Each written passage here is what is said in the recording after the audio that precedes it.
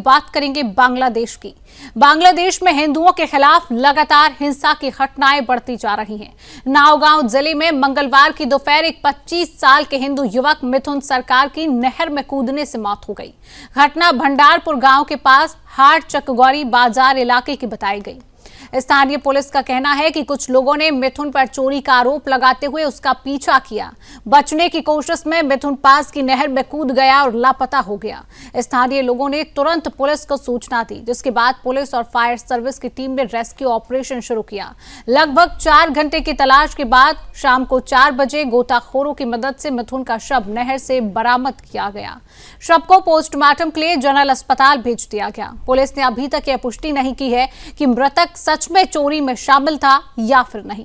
यह घटना बांग्लादेश में हिंदू समुदाय के खिलाफ बढ़ती हिंसा का ताजा उदाहरण है। पिछले कुछ महीनों में कई गंभीर घटनाएं सामने आई हैं। सोमवार की रात नरसिंदी जिले में 40 साल के हिंदू दुकानदार शरद चक्रवर्ती मणि की धारदार हथियार से हत्या कर दी गई। मणि पलाश उपजिला के 4 सिंदूर बाजार में अपनी किराने की दुकान चला रही थी। अज्ञात हमलावरों ने अचानक उन पर हमला किया और मौके से फरार हो गए। गंभीर रूप से घायल मणि को अस्पताल ले जाया जा रहा था, लेकिन रास्ते में ही उनकी मौत हो गई। यह 18 दिनों में हिंदू समुदाय का छठा व्यक्ति था जो जानलेवा हमले का शिकार हुआ। 19 दिसंबर को मणि ने फेसबुक पर एक पोस्ट लिखकर देश में बढ़ती हिंसा पर चिंता भी जताई थी और अपने इलाके को मौत की घाटी बताया था। वहीं 5 जनवरी को जैसोर जिले में भी एक हिंदू व्यक्ति राणा प्रताप बैरागी की गोली मारकर सार्वजनिक रूप से हत्या कर दी गई। मौनीरामपुर इलाके में राणा प्रताप बैरागी आइस फैक्ट्री के मालिक और दैनिक बीडी खबर अखबार के कार्यकारी संपादक थे। रिपोर्ट के अनुसार बात करें, बाइक सवार 3 हमलावर उन्हें फैक्ट्री से बाहर बुलाकर एक गली में ले गए और सिर में नजदीक से गोली मारकर फरार हो गए। पुलिस ने घटनास्थल से 7 खाली कारतूस बरामद किए। शव को पोस्टमार्टम के लिए भेजा गया। हत्या के कारणों का फिलहाल अभी कोई खुलासा नहीं हुआ है। हिंसा की घटनाएं केवल एक हत्या तक सीमित नहीं है। 3 जनवरी को झेनाइदह जिले के कालीगंज इलाके में 44 साल के हिंदू विधवा महिला से गैंगरेप किया गया। आरोपियों ने पीड़िता को रेप के बाद पेड़ से बांधकर पीटा। पुलिस ने इस मामले में एक आरोपी हसन को हिरासत में लिया, जो उसी इलाके का निवासी है। बाकी आरोपियों की तलाश भी चल रही है। महिला ने पुलिस थाने में 4 लोगों के खिलाफ शिकायत दर्ज कराई। घटना के दौरान महिला के बाल काट दिए गए, मारपीट की गई और घटना का मोबाइल से वीडियो भी बनाया गया था। विशेषज्ञों का मानना है कि बांग्लादेश में धार्मिक अल्पसंख्यकों के खिलाफ हिंसा और भय का माहौल लगातार बढ़ रहा है। यह स्थिति स्थानीय प्रशासन और सुरक्षा बलों की नाकामी को भी उजागर करती है। हिंदू समुदाय के लोगों का कहना है कि वे लगातार अपने जीवन व्यवसाय को लेकर असुरक्षित महसूस कर रही हैं। हालांकि पुलिस ने कुछ मामलों में कार्रवाई की है, लेकिन हिंसा की लगातार बढ़ती घटनाओं ने वहां की स्थिति को गंभीर बना दिया है। हिंदू समुदाय के लोग अब अपने घरों और दुकानों की सुरक्षा के लिए अतिरिक्त सावधानी बरत रही हैं। देश में धार्मिक अल्पसंख्यकों पर हमले न केवल सामाजिक और मानवाधिकारों के दृष्टिकोण से चिंता का विषय है, बल्कि यह बांग्लादेश की अंतर्राष्ट्रीय छवि पर भी असर डाल रही है। बांग्लादेश में हाल ही के महीनों में हुई ये घटनाएं यह दर्शाती है कि देश में धार्मिक अल्पसंख्यकों की सुरक्षा अभी भी गंभीर चुनौती है। प्रशासन और सुरक्षा एजेंसियों की ओर से तत्काल प्रभावी कदम उठाने की आवश्यकता है, ताकि हिंदू सुरक्षित और भयमुक्त वातावरण में रह सकें।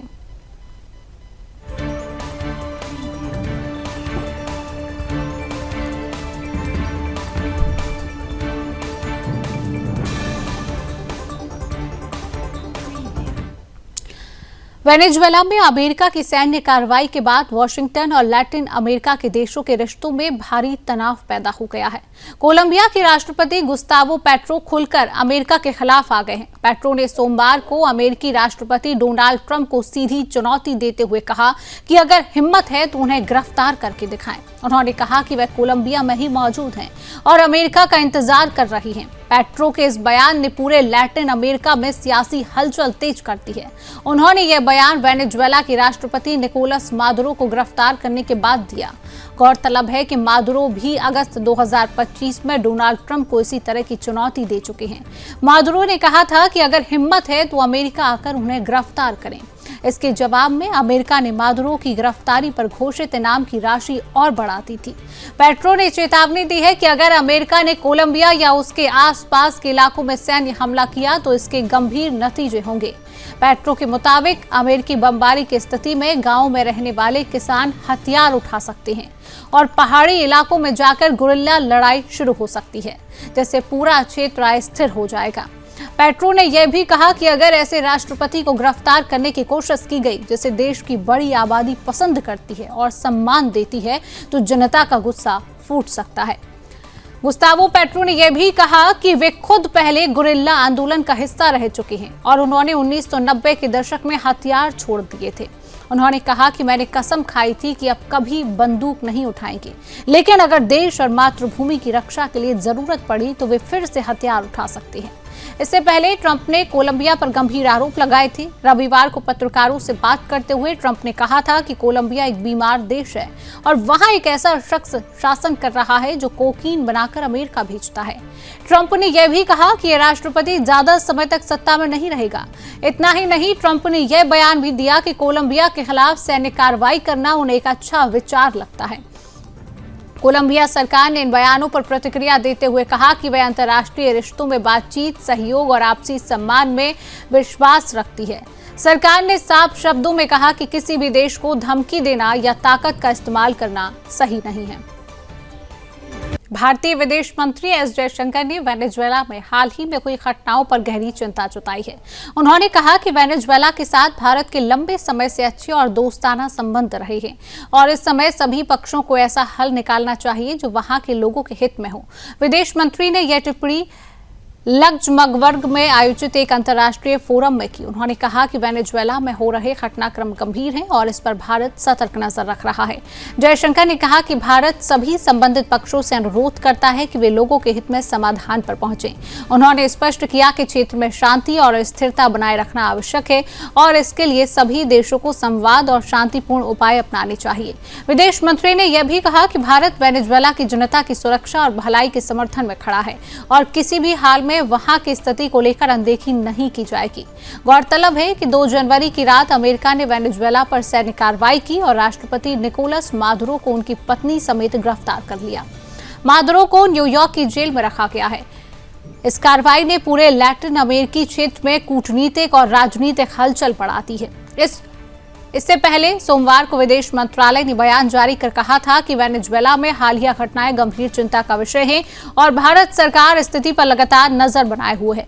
जयशंकर ने फोरम में यह भी बताया कि कराकस में भारतीय दूतावास वहां रह रहे भारतीय नागरिकों के संपर्क में है और हर संभव मदद प्रदान की जा रही है। इसके अलावा भारत सरकार ने भारतीय नागरिकों के लिए यात्रा एडवाइजरी जारी की है, जिसमें वेनेजुएला की गैर जरूरी यात्रा से बचने की सलाह दी गई है। वहां रहने वाले भारतीयों को सतर्क रहने और अपनी आवाजाही सीमित रखने की चेतावनी दी गई है। विदेश मंत्री ने अंतर्राष्ट्रीय संदर्भ में यह भी कहा कि आज के समय में कई देश केवल अपने स्वार्थ के अनुसार कदम उठाते हैं, लेकिन इसके बावजूद वे भारत को बिना मांगे सलाह देने से नहीं चूकते। जयशंकर ने इसका उदाहरण ऑपरेशन सिंदूर के दौरान भी दिया, जब कई देशों ने क्षेत्र में बढ़ते तनाव को लेकर चिंता जताई थी। उन्होंने सवाल किया कि अगर सच में चिंता है तो पहले अपने ही इलाके की स्थिति पर ध्यान दें। विदेश मंत्री के इस बयान को भारत की विदेश नीति पर बाहरी दखल के खिलाफ कड़ी प्रतिक्रिया के रूप में देखा जा रहा है। यह स्पष्ट संदेश है कि भारत अंतर्राष्ट्रीय मामलों में शांतिपूर्ण समाधान और संवाद के पक्ष में है, लेकिन अपनी संप्रभुता और नागरिकों की सुरक्षा के मामलों में किसी भी तरह के दबाव या अवांछित हस्तक्षेप को स्वीकार नहीं करेगा। वेनेजुएला पर अमेरिकी कार्रवाई के बाद कई देशों ने चिंता व्यक्त की है, जिनमें से रूस, चीन और ईरान भी शामिल है। जयशंकर ने कहा कि आज के समय में ज्यादातर देश वही कदम उठाते हैं जिससे उनका खुद का फायदा हो, लेकिन भारत हमेशा न्याय और संतुलन की नीति पर चलता है। उन्होंने यह भी कहा कि भारत वेनेजुएला के साथ संबंध बनाए रखने और क्षेत्र में स्थिरता बनाए रखने के लिए सभी स्तरों पर सक्रिय प्रयास कर रहा है।